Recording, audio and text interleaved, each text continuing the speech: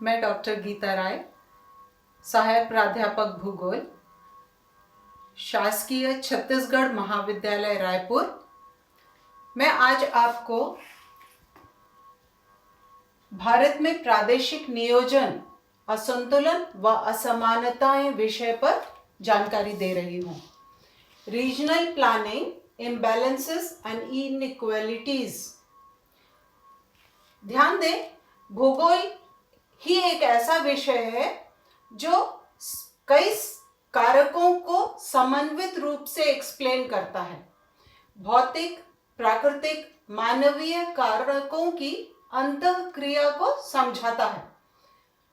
जैसे अर्थशास्त्र वाले आर्थिक कारकों को ज्यादा बल देते हैं, लेकिन भूगोल में ऐसा नहीं है। प्रादेशिक नियोजन के भौतिक, प्राकृतिक, मानवीय, वित्त सभी कारकों की अंतःक्रिया को समझाता है। भारत एक विशाल देश है। इसका विस्तार केरल से कश्मीर तक उष्ण एवं शीतोष्ण कटिबंध में विस्तृत है।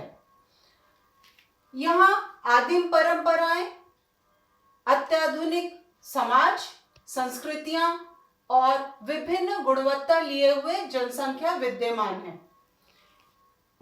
असमानताओं को अगर हम देखें तो असमानताएं भारत के विस्तृत भूभाग में निम्न प्रकार से देखने को मिलेंगी। पहला, भौतिक विभाग। हम जानते हैं कि भारत में उत्तर का विशाल पर्वतीय भाग, उत्तर का विशाल मैदान, दक्कन का पठार, समुद्र तटीय पूर्वी मैदान एवं समुद्र तटीय पश्चिमी मैदान, द्वीप समूह और राजस्थान में मरुस्थलीय भाग विस्तृत हैं।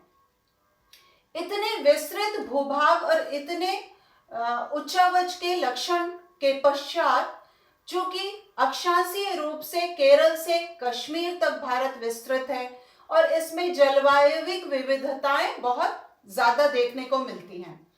अति आर्द्र प्रदेश, आर्द्र प्रदेश, नम उपार्द्र प्रदेश, शुष्क उपाद्र, अर्ध शुष्क और शुष्क प्रदेश देखने को मिलते हैं।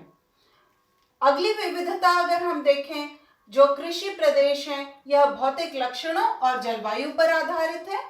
हिमालयन कटिबंधी भाग, शुष्क कटिबंध, उपाद्र कटिबंध और आर्द्र कटिबंध के विभाग कृषि दृष्टि से पाए जाते हैं।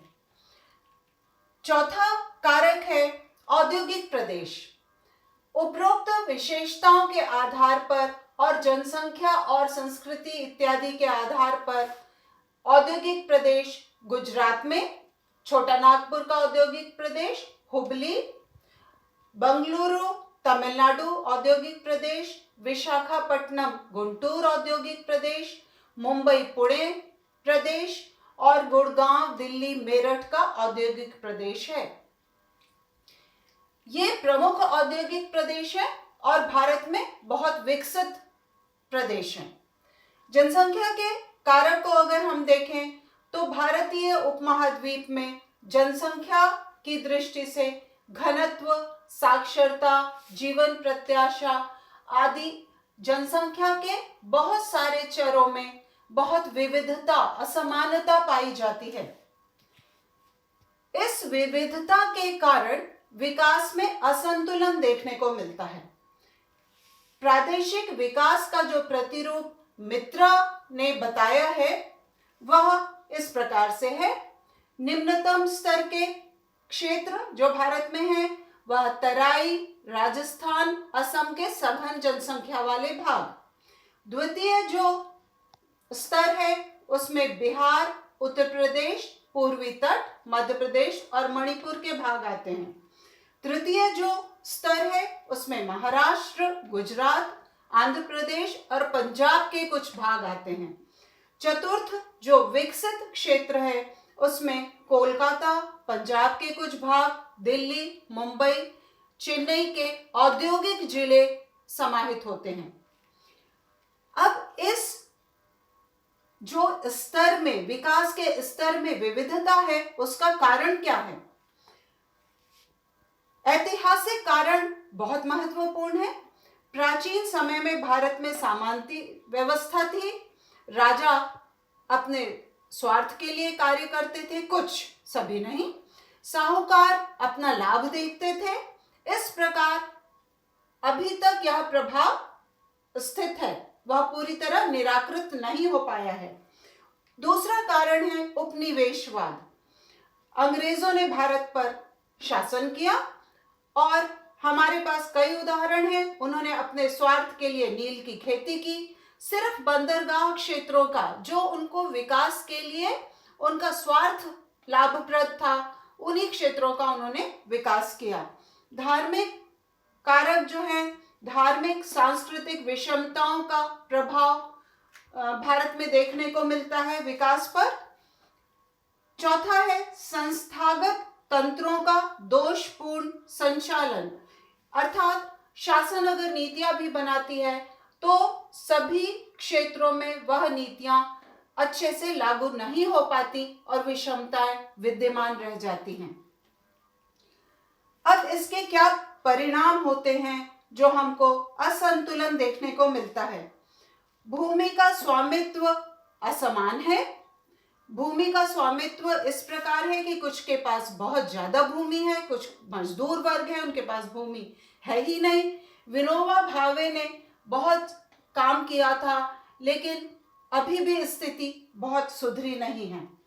प्रति व्यक्ति शुद्ध घरेलू उत्पाद, प्रति व्यक्ति कृषि उत्पाद का मूल्य, प्रति व्यक्ति आय, इसमें भी असंतुलन देखने को मिलता है। नगरीकरण, यातायात, सामाजिक प्रगति, सभी क्षेत्रों में पूरे भारत में बहुत ज्यादा विभिन्नता देखने को मिलती है। यह विभिन्नता आंतरिक रूप से भी है। स्त्री पुरुष वर्ग में विभिन्नता देखने को मिलती है। ग्रामीण नगरीय क्षेत्रों में सभी स्तरों पर असंतुलन देखने को मिलता है। अब इस असंतुलन का निराकरण किस प्रकार होगा? लघु उद्योगों को विकसित करके, कृषि गतिविधियों को प्रारंभ करके, वित्तीय सहायता द्वारा, भूमि सुधार आदि द्वारा इस असंतुलन और असमानता को सुधारा जा सकता है। इन सभी चरों के आंकड़े, योजना काल का आकलन जब हम अगले प्रश्न के उत्तर को तैयार करेंगे उसमें आपको प्राप्त हो जाएंगे। धन्यवाद।